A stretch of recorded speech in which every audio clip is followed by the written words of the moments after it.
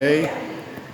Que a paz de nosso Senhor Jesus Cristo esteja em nossos corações, nossos sentimentos, em nossa vida, em nossa razão. Amém. É um prazer poder estar aqui nessa casa, onde eu passei pouco tempo, mas foi muito bom. Amém. E só estou lá em Guadalupe 2 porque é ordem de Deus mesmo, porque eu não queria ir. Alguns sabem como foi a história, mas o que eu posso dizer para vocês é o seguinte, meus irmãos: a coisa vai ficar pior do que já está. Verdade. Como outros jazem no maligno, a maior parte da população mundial está na mão do inimigo e vai continuar. E a gente está vendo o que está acontecendo, por exemplo, no mundo geopolítico, como a segunda besta, ela vem crescendo, falando como um verdadeiro dragão, né?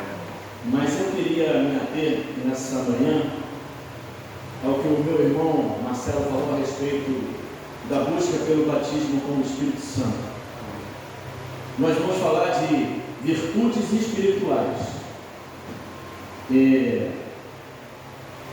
Para que o batismo do Espírito Santo venha na nossa vida, faz-se necessário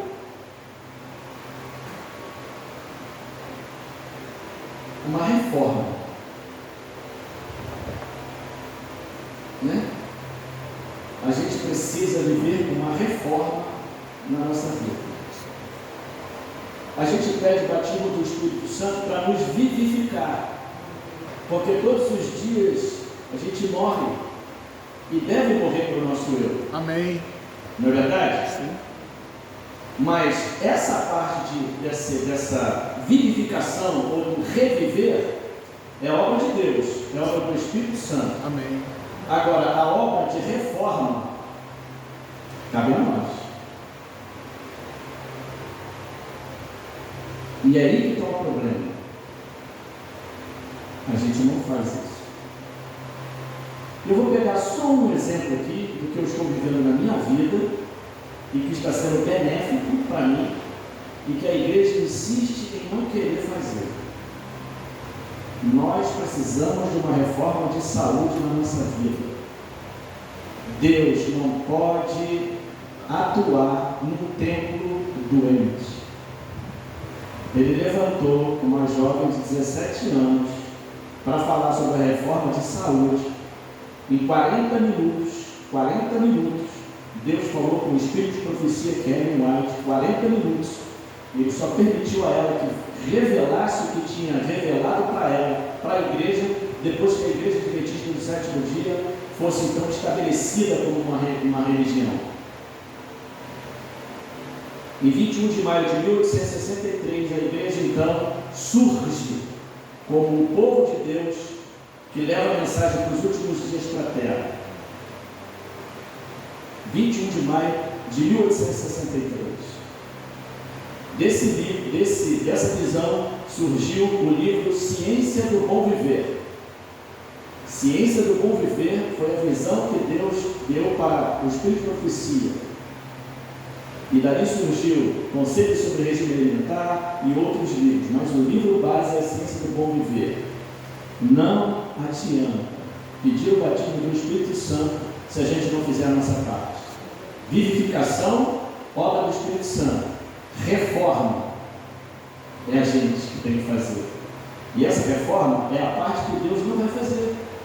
Ele não vai descer do céu e pegar um prato de comida e botar para você: esse aqui é o que você tem que comer. Não vai. A prevenção está na alimentação. Vocês podem, geralmente a igreja não gosta, entendeu, Marcelo, de tocar nesse assunto. Mas olha, querendo ou não, esse é o caminho. Querendo ou não, esse é o caminho. Estava ouvindo o Rodrigo Silva falar agora de manhã, e uma das perguntas foi: por que o homem vive tanto tempo e agora vive pouco? Foi descoberto, ele não é o catedrático nesse segmento, mas ele falou: olha, segundo os estudos de cientistas, eles dizem que antigamente a vitamina C era sintetizada no nosso organismo, por isso longevidade de vida. E eles eram vegetarianos. Hoje não mais. E a gente precisa buscar isso nos alimentos.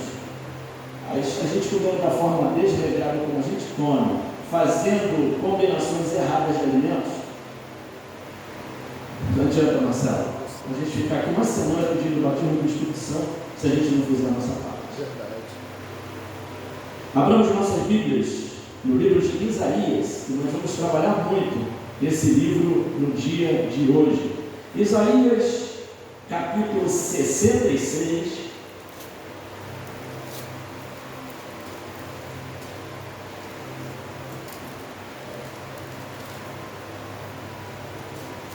Capítulo 66, verso 2. Amém? Vamos orar? Santo Deus, obrigado por estarmos nesse primeiro dia da semana para cultuar e louvar o Teu santo e poderoso nome. Te pedimos, Senhor Deus, que tudo que aprendemos aqui possamos, pelo Teu poder, colocar em prática no nosso viver diário. Nós pedimos isso por Jesus Cristo e te pedimos que o Senhor nos abençoe. Amém. Amém.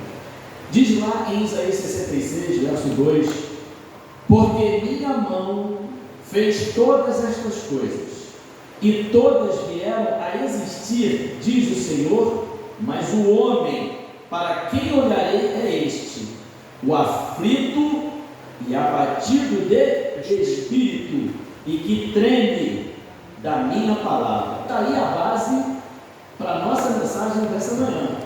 Olha só que interessante. Para quem Deus vai olhar? Para quem Deus vai atentar? Para o homem, nesse caso o homem, cientificamente falando, homem, mulher, né?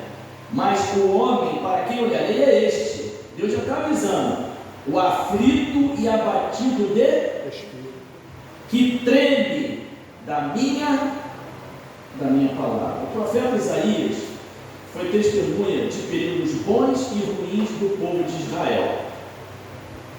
O que acontecia naquela época de ruim que estava acontecendo com o povo de Israel, que está acontecendo com o povo hoje também? Formalismo religioso, forma de religião. É assim, assim, assim, vamos fazer dessa forma. É aquilo que eu já falei. Não adianta a gente ser dedicado se nós não formos consagrados. Você pode ser o melhor ancião, a melhor diretora de saúde, o melhor diácono. Você pode ser muito dedicado, mas se você não for consagrado, nada adianta. Nada adianta. Então, o que estava acontecendo naquela época lá? Formalismo religioso.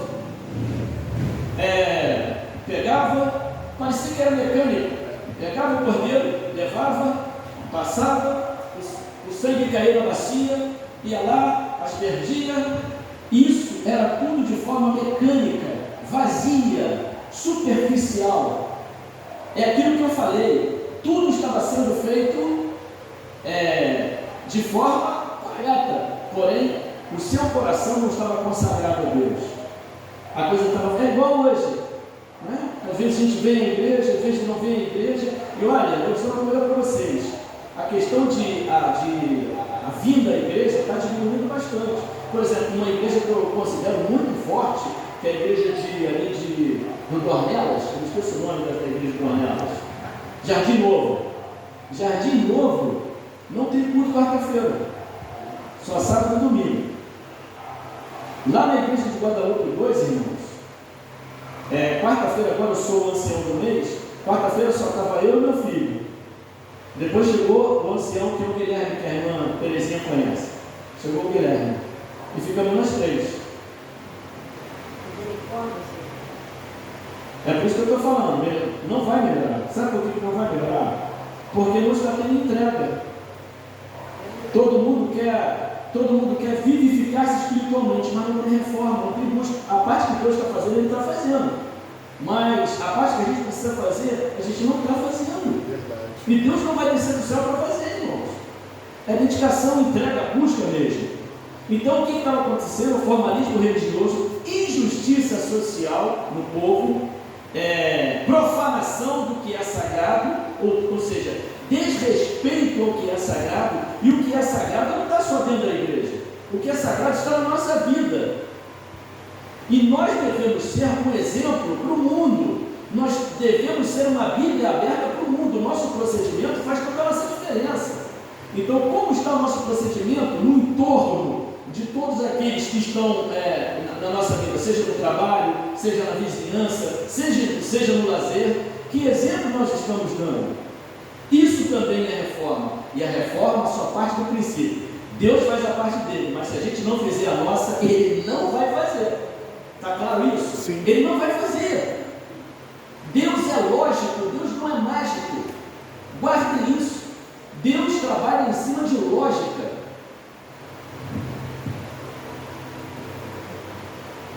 Então, formalismo religioso, injustiça social, profanação do que é sagrado, marcaram a nação israelita no tempo do profeta Isaías. Querem ver? Abramos Isaías capítulo 1, nesse livro mesmo, só a gente voltar lá atrás.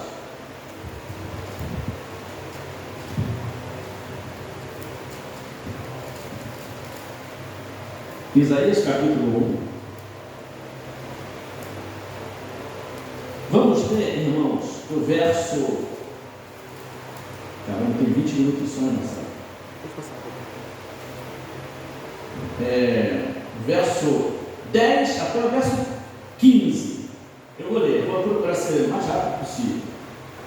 Ouvi a palavra do Senhor. Ouvi a palavra do Senhor, vós príncipes de Sodoma. Prestai ouvidos à lei do nosso Deus, vós, povo de Gomorra.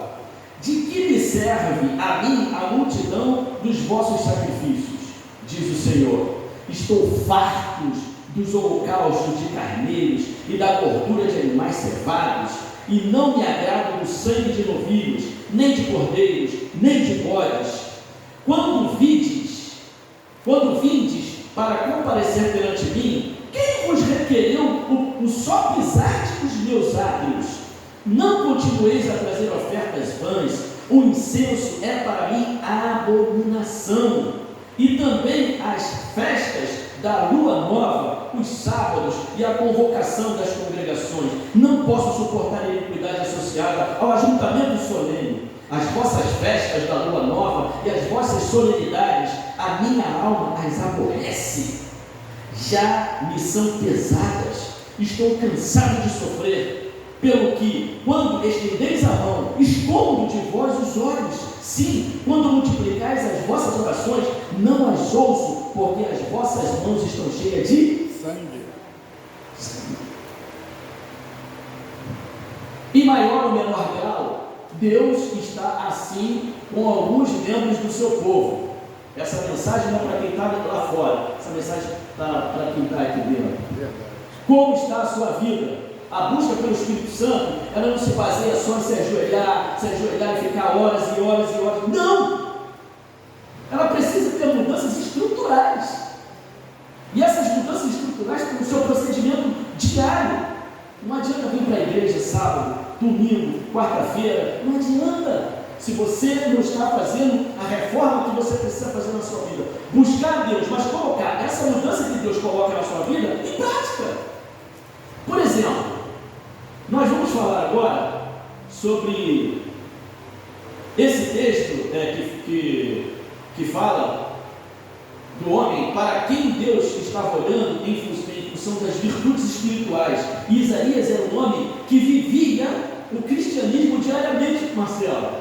Diariamente. Ele acordava trabalhando para Cristo, dormia trabalhando para Cristo e vivia trabalhando para Cristo. Isso é possível no dia de hoje? Sim. O trabalhar para Cristo é viver o cristianismo diariamente. É orar, é conversar, é cantar hinos, é trabalhar. O Espírito Santo é que vai direcionar aquilo que nós devemos fazer. Esse é o problema. A gente não está querendo entregar a nossa vida na mão de Deus mesmo, na mão do Espírito Santo. A gente entrega, mas segura a pontinha, e o Espírito Santo está puxando, está falando, larga, deixa eu cuidar, só mais um pouquinho, só mais um pouquinho. Irmãos, é largar mesmo, é confiar que Deus pode tudo e todos os dias. Quem aqui, eu sempre falo isso nas pregações, quem aqui pode dizer que vai amanhecer amanhã, quando o sol aparecer novamente? Quem que pode? Então a nossa vida tem que estar pautada em Deus todos os dias, até porque esse mundo não nos pertence, nós somos peregrinos aqui. O que é peregrino? Estar de passagem. Esse mundo eu não aguento mais ver as coisas que estão acontecendo. Uma jovem que foi morta, decapitada, porque dois homens tinham um relacionamento e um deles deixou esse relacionamento para ficar com essa jovem, e o outro, que se sentiu a parte ofendida, foi lá e simplesmente matou uma jovem adolescente. O diabo está trabalhando, e isso vai se tornando cada vez mais comum e vai cauterizando os nossos sentimentos. Vai mesmo. As mulheres sabem o que é cauterização. Aquela parte que é cauterizada fica o quê? Insensível. E é isso que o diabo está trabalhando, irmãos. Nós não podemos ir nessa vertente. Por isso que nós precisamos estar com Cristo todos os dias, todas as horas, todos os momentos, pensando e conversando com Ele. Nas coisas mais efêmeras da nossa vida, nós temos que participar dEle. Ele precisa ser o Senhor da nossa vida. Amém. Precisa ser o Senhor em plenitude da nossa vida. Escolher até com quem nós vamos nos relacionar, seja maritalmente, seja na amizade. Ele precisa escolher porque Ele sabe quem é quem. Ele sabe quem é quem aqui na igreja. Verdade. Ele sabe quem é quem no mundo. Se Ele conhece as estrelas, se Ele chama todas as estrelas do céu pelo seu nome, imagina nós. Trilhões e trilhões. Deus estava olhando para Isaías, um homem que demonstrou humildade. E essa é a primeira virtude que nós vamos estudar nessa manhã. Humildade de espírito, reverência pela palavra de Deus. Vamos estudar 1 Pedro 5.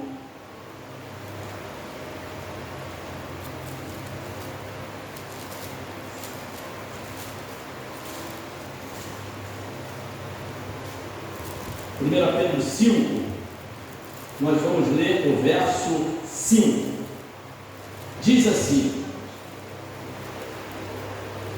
1 Pedro 5, 5 diz assim: rogo igualmente aos jovens, sede submissos aos que são mais velhos, outros sim, no trato de uns para com os outros, cingivos, enchei-vos de todos de quê? Porque Deus resiste aos soberbos, contudo aos humildes concede graça. Deus nos dá condição para sermos humildes? Sim ou não? Sim. Por que nós não somos? Por que nós não fazemos? Porque não há força em nós. E por que não há força? Porque a gente não busca. Porque Deus está aberto a conceder. E a humildade é o oposto do orgulho. Quem tem orgulho? Satanás. Mas ele conseguiu passar esse seu sentimento para o DNA do ser humano. O orgulho fala mais alto. Mulher e marido brigando em casa, um não quer dar o braço a torcer, sabendo que está errado. Isso é o quê? Orgulho. Numa briga, quando começa, se o outro reconhece que está errado e humildemente diz: me perdoe, eu estou errado, a briga não tem como continuar. Acaba. E seja em casa, na igreja também, a gente vê a falta de humildade. E essa humildade a gente só consegue em Deus, mas tem que buscar. Essa é a parte da obra, é a parte que Deus não vai fazer. Você precisa buscar. Então, o batismo com o Espírito Santo requer isso também, a humildade, o reconhecer, porque o Espírito Santo fala: você está errado, não pode falar isso, não pode fazer aquilo. Mas às vezes, ou quase sempre, a gente não tem um relacionamento com Deus diariamente e não vai se entregando a Ele diariamente, reconhecendo a nossa pequenez diante da sua grandeza. E a gente vai, sabe o que vai acontecendo? Aos poucos vai cauterizando os nossos sentimentos. A humildade é uma virtude cristã agradável a Deus, como ele diz aqui, na parte final. Ele diz assim: olha, porque Deus resiste a quem? Aos soberbos, aqueles altivos, os orgulhosos. Contudo, aos humildes ele concede o quê? Graça. Então, quer receber graça de Deus? Torna-te humilde. E aonde você encontra? Em Deus. Senhor, torna-me humilde. Porque antes de a gente acusar alguém de alguma coisa, a gente tem que olhar para nós. uma autoavaliação, uma autoanálise. Isaías era um homem humilde. Quando o cristão ele desenvolve a humildade em sua vida espiritual, ele busca esquecer quem? O eu. Quando você passar a entender que o seu próximo deve vir sempre à sua frente, você está servindo, é isso que Deus quer. Por exemplo, quer ver, eu vou dar um exemplo esdrúxulo. Eu mudei o meu hábito alimentar. Pela manhã eu me alimento de 3 frutas, mais a granola, e depois eu como uma proteína, que não é a carne animal, não é carne. Eu parei com a carne, estou me sentindo muito bem. E aí hoje tinha mamão lá para comer, manga e a banana, mas tinha pouco mamão. Eu falei, poxa, minha mulher, meu filho, vão comer, né? Aí eu olhei e falei assim, não, então eu vou pegar, vai dar tempo de eu voltar, passo lá no sacolão e compro para eles, porque eu estou colocando isso na cabeça do Tiago também, porque antigamente era pão com manteiga e Nescau.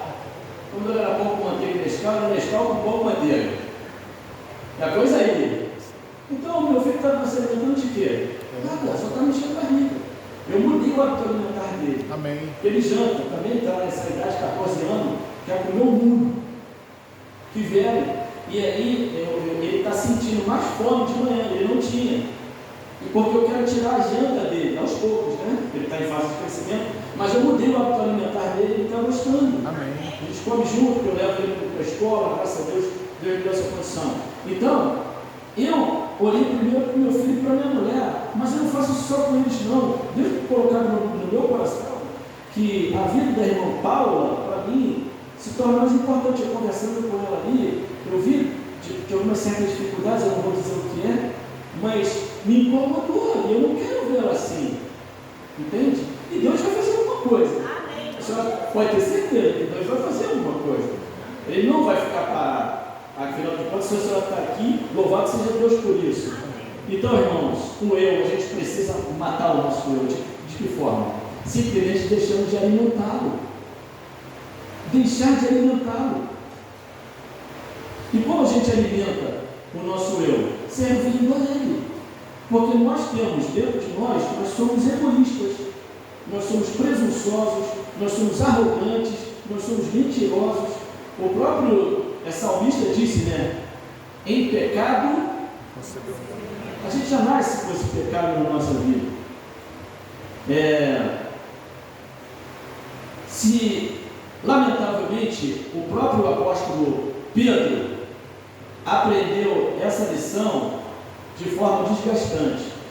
Após ele ter negado a Cristo, ele percebeu a intensidade de seu orgulho e arrogância. Mateus 26.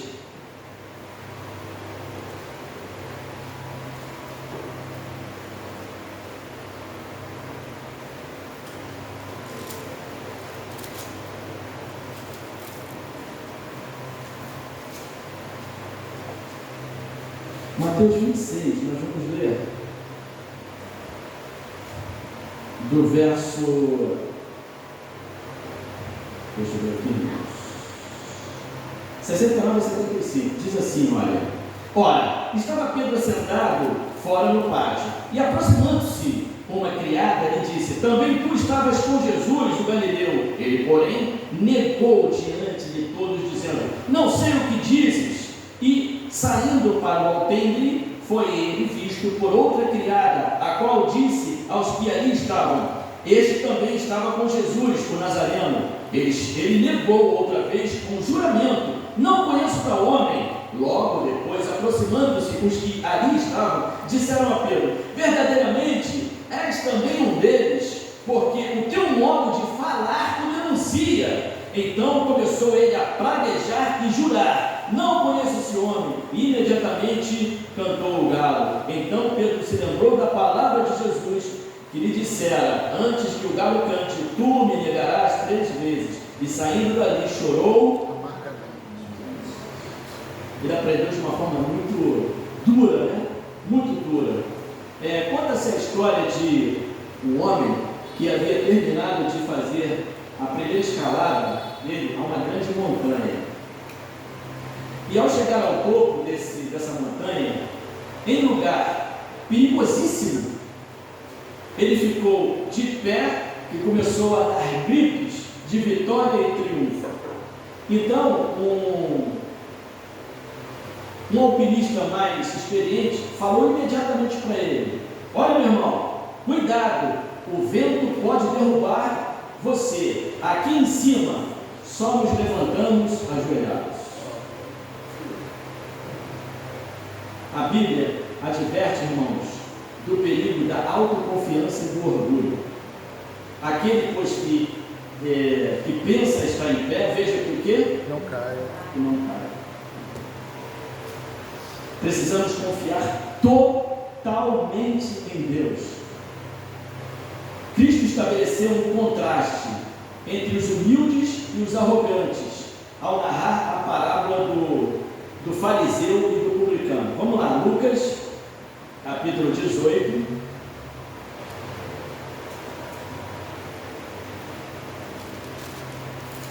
Lucas, capítulo 18. Irmãos, eu vou passar um pouquinho da hora, mas eu prometo que vou correr o máximo que eu puder, tá bom? Agora, esteja à vontade também, aqueles que quiserem ir embora, fiquem à vontade. Vamos lá, vamos ler do verso 9 até o verso 14. Diz assim: propôs também a parábola do fariseu e do publicano. Propôs também, palavras de Jesus, propôs também esta parábola a alguns que confiavam em si mesmos por se considerarem injustos e desprezavam os outros. 2 homens subiram ao templo com o propósito de orar, um fariseu e o outro publicano. O fariseu, posto em pé, orava de si para si mesmo, desta forma: ó Deus, graças te dou, porque não sou como os demais homens, roubadores, injustos e adúlteros, nem ainda como este publicano. Jejuo 2 vezes por semana e dou o dízimo de tudo quanto ganho. O publicano, estando em pé longe, não ousava nem ainda levantar os olhos ao céu, mas batia no peito dizendo: ó Deus, sê propício a mim, pecador. Digo-vos que este desceu justificado para a sua casa, e não aquele, porque todo que se exalta será humilhado, mas todo que se humilha será exaltado. Está aí a receita. Reconhecer que você é pecador e diariamente buscar Deus. Controla o que eu falo, controla o que eu faço, controla, Senhor, os meus pensamentos. Porque eu já falei, é aqui que o inimigo quer entrar, e quando ele entra aqui, ele domina o corpo e faz o que ele quer. A gente está vendo aí, o meu colega, o ancião lá de Guadalupe, ele agora está com Uber. Ele está fazendo Uber. E nessa época do carnaval, ele lógico, fez algumas corridas. Ele falou: Ney, na última agora, 3 mulheres entraram no meu carro para participar do bloco de carnaval, todas 3, pasmem, de calcinha e sutiã, indo para o bloco. Ellen White, eu não esqueço nunca mais, Ellen White diz, eu não me lembro o livro, mas ela diz assim: Satanás usaria a sensualidade feminina para destruir a raça humana, como fez antes do dilúvio. 3, ele pediu para sentar do meu lado, uma delas. Então, irmãos, não vai melhorar esse mundo não. Só pior. O mundo entrou lá em Israel, lembra? Várias vezes o mundo entrava em Israel, eles chegaram até a adorar Baal, levantaram postes ídolos. Vocês acham que ele não vai entrar na igreja? Agora só vai entrar naquele que não está de olho bem aberto e vivendo o cristianismo de verdade. Ellen White disse assim em Parábolas de Jesus, página 151: para cada um dos grupos representados pelo fariseu e o publicano, há uma lição na história do apóstolo Pedro. A gente leu Pedro antes, depois leu a história do fariseu e do publicano. Na primeira parte de seu discipulado, Pedro considerava-se forte. Senhor, eu vou contigo para onde você for. Eu passarei por tudo. Eu falei isso, falei aquilo. E Jesus já estava vendo o que ele era na verdade. Queria fazer. Semelhante ao fariseu, não era os seus olhos como os dos demais. O mesmo mal que levou Pedro à queda e excluiu da comunhão com Deus, o fariseu, torna-se hoje a ruína de milhares. Eu fiquei pensando, poxa, o que eu errei e tal? Irmãos, eu estou falando da igreja efetivamente. Não são programas que vão fazer a gente se tornar bons cristãos. Não é trazendo o Rodrigo Silva aqui, não é trazendo o Prisma aqui, nada contra, eu gosto muito dele. Mas eu tenho certeza que se eu anunciar a vida do Rodrigo Silva aqui, vai ter que ter 3 turnos Mas só para ver o quê? Rodrigo, mas isso vai fazer o quê? Transformar a minha vida? A transformação na nossa vida não é o Rodrigo Silva, não é o Prisma, não é a Altos do Rei, não é! Chama-se Cristo. E quem está trabalhando hoje para colocar Cristo no nosso coração, como nós cantamos no hino aqui, é o Espírito Santo. Amém. E como o nosso irmão fala, nós estamos buscando um pouco, é ele que faz a transformação. Qual é o trabalho do Espírito Santo? A minha irmã falou aqui na oração. São o quê? É o fruto do Espírito, está no singular, mas é plural. Os sentimentos, né? Domínio próprio, isso aí quase ninguém tem. Às vezes eu mesmo, eu não me domino, eu sei que o diabo está me fustigando através de umas pessoas, e eu saio do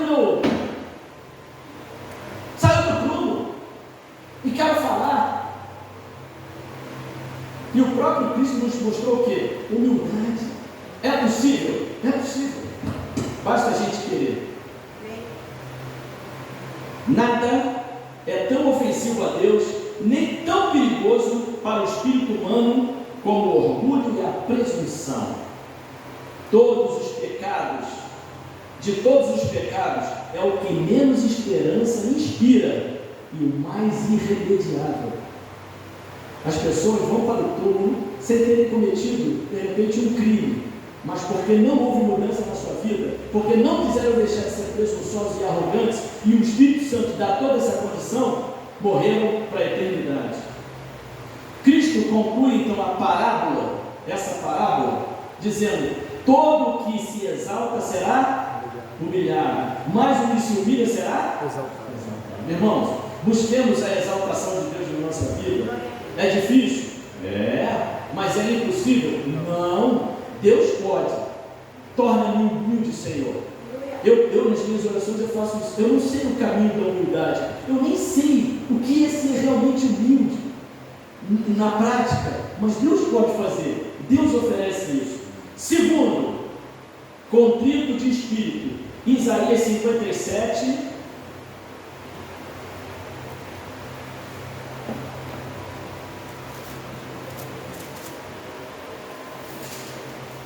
Nós falamos da humildade, um dos atributos que o Espírito Santo coloca em nossas vidas. Virtude, né? Vamos ler então, Isaías 57, verso 15. 57, verso 15. Diz assim: porque assim diz o alto e o sublime, que habita a eternidade, o qual tem o nome de santo. Habito no alto e santo lugar, mas habito também com contrito e abatido de espírito, para vivificar o espírito dos abatidos e vivificar o coração dos contritos.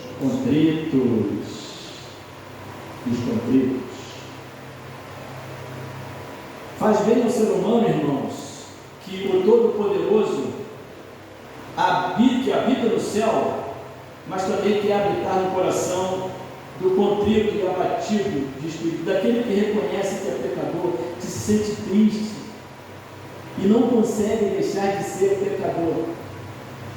Ele olha isso com bons olhos e habita no nosso coração, lutando para nos mudar. Então, a contrição aponta para o arrependimento sincero pelo pecado e a sensação de incapacidade de sermos salvos por nós mesmos. Eu não posso, eu não consigo. Tem que ser assim a nossa oração. Não assim, eu posso, eu vou fazer, eu não consigo, eu não posso, eu não tenho condições. Eu não te prometo nada. Agora Deus através de mim pode te prometer. E tente viver como Enoque vivia. É difícil, irmãos, é difícil. Nós estamos vivendo os últimos momentos desse mundo, onde o mal se alastrou e o amor de quase todos está se esfriando. Vem notícia ruim, passa, puxa, o que aconteceu? Vai embora. Vem outra, por que aconteceu? Vai embora. E o inimigo está alimentando a raça humana com isso. E nós, muitos de nós, estamos entrando nesse caminho também, direto ou indiretamente. Profundamente ou superficialmente, mas nós estamos. A contrição aponta para o arrependimento sincero. Somos pecadores diante de um Deus santo, irmãos. Tem vindo no meu coração, eu não estou sendo beato não, tá? Nem extremista, é o que tem vindo no meu coração. Antes de você entrar lá na minha casa, ora, porque esse lugar aqui é santo. Desde lá até aqui. Eu sempre falo isso, o nosso irmão Alex fala, o diabo é territorialista. Deus também. Aqui é a casa dele. Amém. Entende? Então nós somos pecadores diante de Deus Santo. Até para proferir o nome dele, a gente precisa ter o máximo respeito. O mundo está brincando com o nome dele, mas o mundo vai obter aquilo que eles estão procurando. Portanto, ter essa consciência deve despertar em nós o sentimento de contrição e de arrependimento de nossos pecados. Às vezes a gente passa um dia e nem sabe realmente se pecou ou não, mas se a gente fizer uma análise, em algum momento a gente pode ter resvalado os nossos pés, de repente até nos pensamentos. O arrependimento é a parte integrante da postura diária do cristão, diária. Ele apresenta diante de Deus sua condição pecaminosa e busca humildemente o seu perdão. Senhor, eu estou errado, eu sei que eu estou errado. O próprio Jó fazia isso.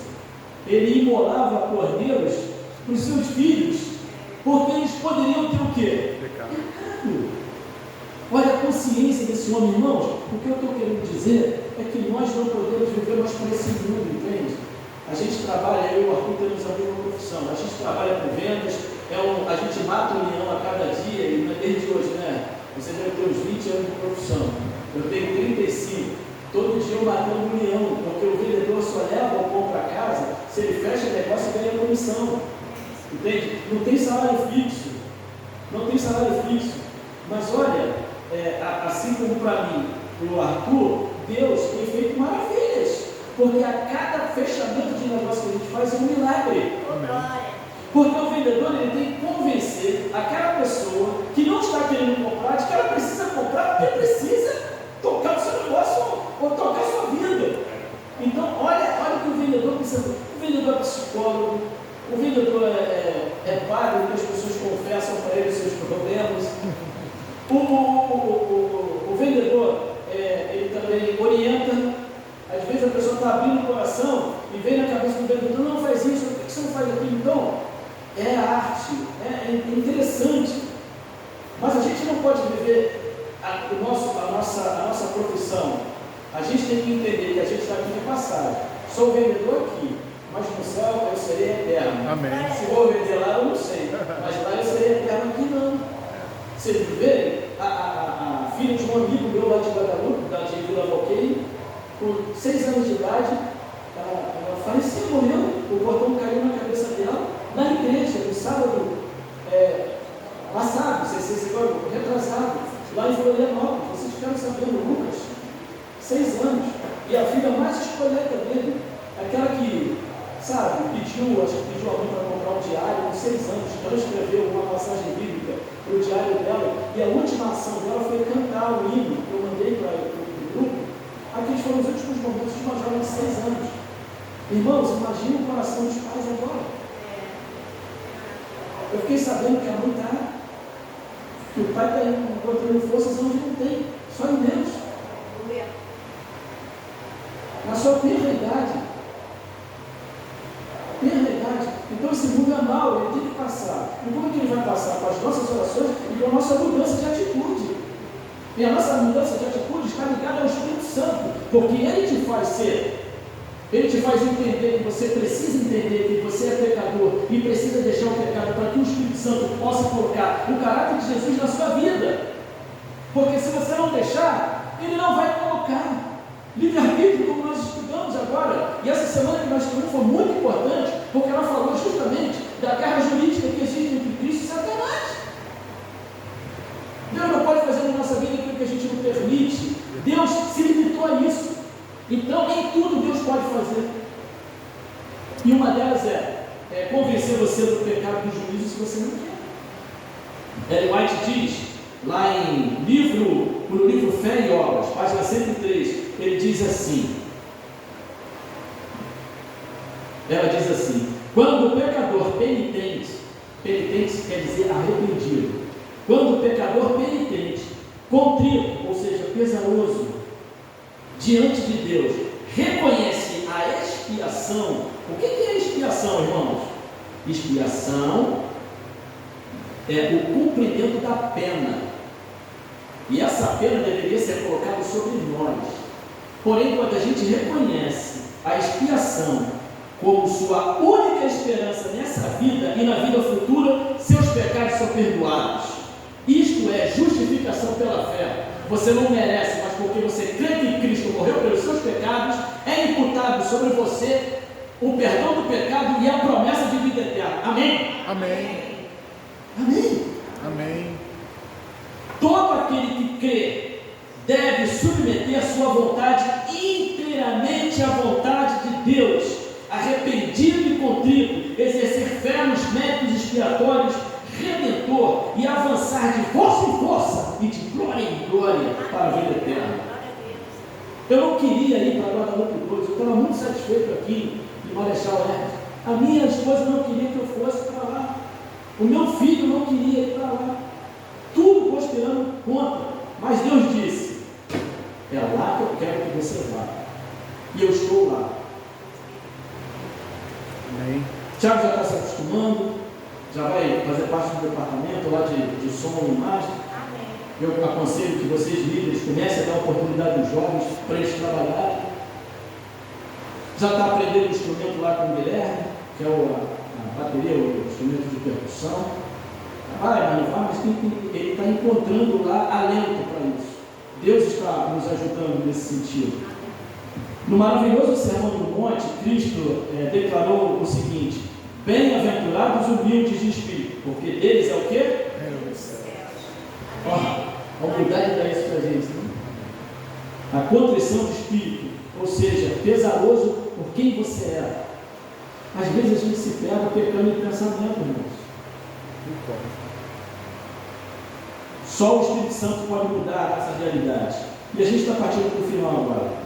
A última, então nós falamos sobre a humildade, falamos sobre a contrição e agora de espírito, e agora vamos falar sobre a reverência pela palavra. Isaías 66, 2, a gente já leu, mas vamos ler novamente, para a gente poder entender, que diz assim, 66, verso 2: porque a minha mão fez todas essas coisas. Quem está falando aqui?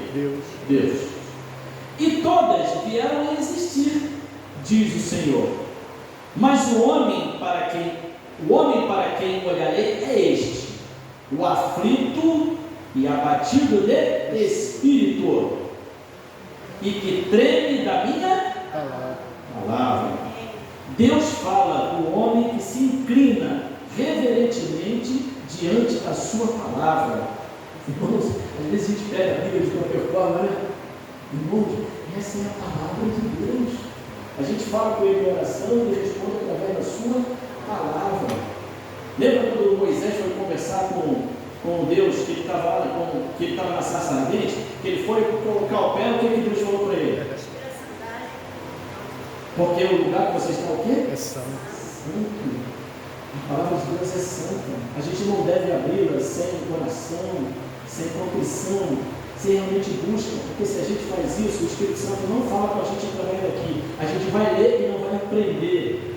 E diz assim: O conceito de reverência, isso é respeito a Deus, está no tremor, não é ter medo, mas é o que? Respeito altíssimo. E esse tremor indica uma postura de reverência e respeito diante de Deus. Eu estou aprendendo isso também, porque essa mensagem está vindo para mim. E é a primeira vez que eu estou pregando ela. O homem que treme diante da palavra de Deus é aquele que reconhece o seu poder e a sua autoridade. Deus sabe quem você é, aonde você está e o que você está fazendo. Nós nunca devemos estar, por isso que nós devemos estar na presença de Deus diariamente, ou seja, esteja você sozinho onde for, no meio do nada, você às vezes até acha que está sozinho no meio do nada, mas tem sempre uma coruja te olhando. Então nós devemos sempre pensar que nós estamos na presença de Deus. Devo fazer isso, Senhor? Não devo fazer isso? Eu não estou falando aqui em extremismo, eu estou falando em postura de cristão. Se você quer ser cristão, é isso que você deve fazer para conseguir a salvação e um dia ver Cristo face a face. Amém. Não esquece. Ele reconhece, ou seja, essa pessoa, esse homem ou essa mulher reconhece que deve obedecer e reverenciar os seus preceitos e não os meus preceitos. Fazer a vontade dele, não a minha vontade. A minha vontade não era ir, mas a vontade dele era ir. E eu fui. Estou mais longe de casa, tenho que sair mais cedo, corro de nada, às vezes eu venho em casa, almoço, volto para fazer trabalho missionário, mas eu estou buscando fazer a vontade de Deus. Mas por que você está colocando como exemplo? Porque é o que está acontecendo agora comigo. Eu não estou sendo presunçoso nem orgulhoso. Eu estou falando porque eu estou fazendo contra a minha vontade, mas eu estou fazendo a vontade de Deus. Amém. E com o tempo Deus vai me convencer de que a vontade dele é melhor. Sim, com certeza. É assim que a gente tem que ser. Fazer o que não quer, mas fazer o que Deus quer. E Deus vai convencer depois que foi o melhor para a nossa vida. Não se relaciona com essa pessoa, fuja dela, saia dela. Mas eu gosto tanto dela, então saia dela. Aí você fica, o pior acontece. Despojado, ou seja, despido de racionalismo. O que é racionalismo? É um modo de pensar que atribui o valor somente à razão, ao pensamento lógico, ou seja, exclui a fé. Você acreditar em algo que o mundo diz que não existe. Milagre, por exemplo, o cientista diz que não existe milagre. Mas você tem fé. Quem viu Jesus morrer na cruz aqui? Agora, quem acredita que ele morreu na cruz por nós? Deus seja louvado por isso, irmãos. Amém. Deus, o mundo não acredita. E arrasta Jesus Cristo na marcação do cair, né, como fizeram lá no passado. Aquilo ali é uma festa pagã, mas olha o que o diabo faz. E disseram que esse ano a coisa foi pior, né? Disseram que foi espiritismo do início ao fim. Bem, é porque ele sabe que pouco tempo resta, ele está abarcando o número de pessoas que ele puder. Teve uma jovem adventista que foi debater com o espírita, só que ela não estava preparada, ela deu o espírito, acreditando na reencarnação.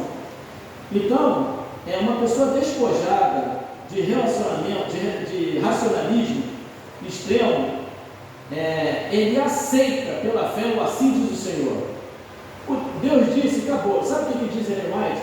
Que existem segredos de Deus. Vou chegar bem perto de vocês. Existem segredos. Você já viu que Deus não se preocupa em dizer como ele fez nada, como ele criou o mundo? Ele só diz assim, haja luz e houve luz. Ele não se preocupa. Você acredita se você quiser. Ele não se preocupa com isso. E ele contradiz a ciência, e pela arqueologia também, ele contradiz a história. Não existe uma Nabucodonosor. Aí acharam lá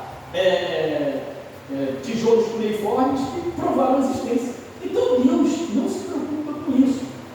Vocês entendem? Então, irmãos, esqueci o que eu ia falar agora, mas é importante. A gente volta nesse assunto. Bem, o que significa tremer diante da palavra de Deus? Significa o permanente meditar na palavra do Senhor. Salmo 1, 1 e 2 fala isso, não precisa ver. Dedicação prioritária de tempo para o estudo da palavra. A gente tem que ter o nosso estudo da palavra, se possível, sempre pela manhã. Ah, mas eu acordo para trabalhar, acorda mais cedo, irmãos. Faz esse esforço vai te dar a vida eterna. Plena aceitação dos preceitos e normas e, consequentemente, a prática desses preceitos por meio de um estilo de vida adequado, dentre eles um estilo de vida saudável. Eu fiquei sabendo que um homem, um jovem de 33 anos de idade, morreu de infarto lá em Niterói. Um parente lá de uma irmã nossa lá de Guadalupe 2, morreu ontem, 33 anos de idade, garoto ainda. Permissão para que o poder dessa palavra mude o nosso coração. Aqui a gente descobre que mentira é pecado, que adultério é pecado, que tratar o pai e a mãe é pecado mal, né? Tratar mal. Aqui, os preceitos estão aqui. Aqui está o manual da nossa salvação. E para terminar, irmãos, vamos ler João 4:23. Para terminar. Passei alguns minutos, mas...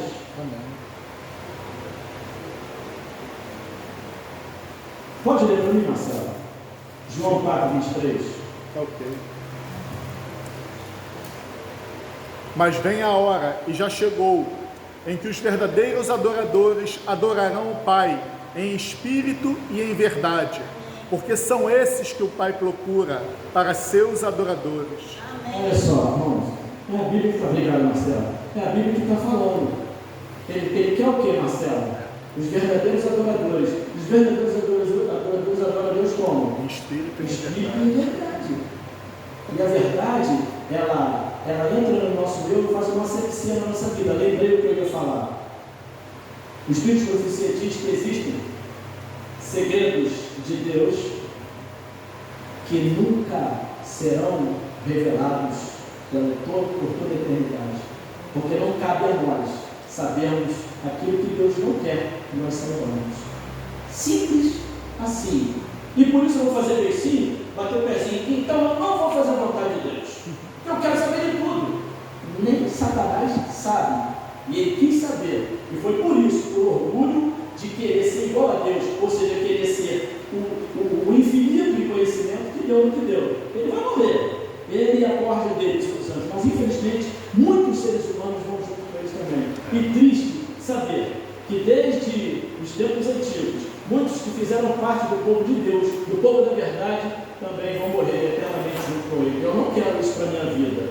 Deus se alegra quando o seu povo o adora verdadeiramente.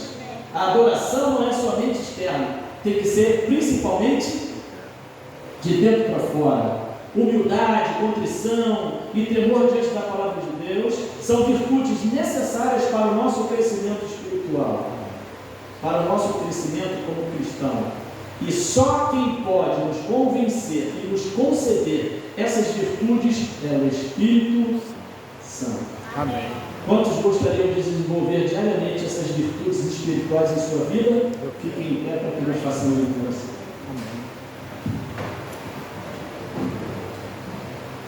Amado e bondoso Deus, muito obrigado, porque o nosso coração, tocado pelo Espírito Santo, desejou estar na sua casa nessa manhã. Muito obrigado, Senhor. Querido Deus, muito obrigado por essas palavras. Às vezes a gente acha que é difícil de conseguir cumpri-las, e é realmente difícil ao nosso ver, mas a teu ver não. Por isso nós estamos abertos para que o Senhor transforme a nossa vida, ainda que o Senhor venha nos quebrar e nos refazer novamente. Amém. O Senhor fará a obra. Por isso, para que nós obtenhamos a chuva serôdia da nossa vida, é necessário que a terra do nosso coração esteja preparada para recebê-la. Amém. E ela só vai estar preparada com a ação do Teu Santo Espírito em nossa vida. Amém, Senhor. Portanto, reconhecemos que precisamos ser humildes, reconhecemos que precisamos ter tristeza pela condição que nós nos encontramos como cristãos, entre aspas, na Tua presença. Reconhecemos que somos pecadores e às vezes passamos por cima dos pecados e vamos passando sem pedir perdão, sem reconhecer que nós erramos, sem reconhecer que magoamos o Teu coração, Senhor. Por favor, nesse momento, Perdoe todos os nossos pecados, Senhor, praticados até o presente momento e até os pecados involuntários, aqueles pecados que nós cometemos sem saber que cometemos. Tenha misericórdia da nossa vida, tenha misericórdia da nossa alma, Senhor. E uma vez limpos pelo sangue de Jesus, conscientiza-nos do nosso dever como cristão, alimentarmos da Tua palavra todos os dias. E quem sabe guardarmos um verso bíblico, para que nós pensemos nesse verso bíblico em todo o dia, em todo o tempo, quando nós não estivermos fazendo alguma coisa. É o que nós podemos pedir e oferecer, Senhor. O nosso eu, para que o Senhor destrua ele e coloque o Espírito de Cristo em nossas vidas. Amém. E quem pode fazer isso é o Espírito Santo. Portanto, Deus é o Espírito Santo. O Senhor tem caminho aberto para fazer as mudanças que o Senhor precisa fazer em nossas vidas, porque um dia queremos te conhecer face a face, ao nosso Deus Pai e também ao nosso Deus Filho. Fica conosco, dá-nos uma semana de paz, de saúde para a nossa vida, e que possamos estar aqui na próxima quarta-feira, no meio da semana, para te adorar em espírito e em verdade por Jesus. Amém. Amém.